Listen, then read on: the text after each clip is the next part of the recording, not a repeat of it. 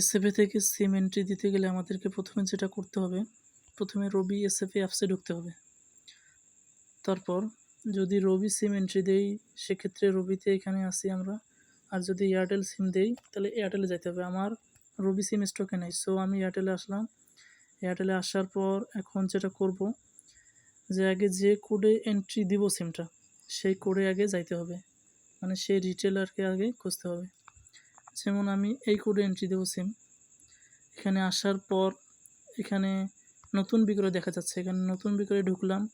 ঢোকার পরে যে সিম কিট যে অপশনটা আছে প্লাস, এই প্লাস অপশনটাতে আমরা ক্লিক করব। এখানে ক্লিক করার পর সিলেক্ট সিম, এখানে সিলেক্ট সিম আসছে, এখানে সিলেক্ট সিমটাতে চাপ দিব।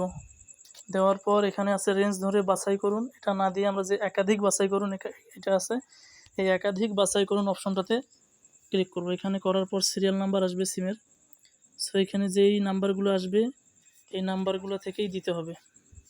এখানে মনে করুন যে 9-10 দুইটা সিম আমি এন্ট্রি দিলাম, দেওয়ার পর ঠিক আছে দিলাম।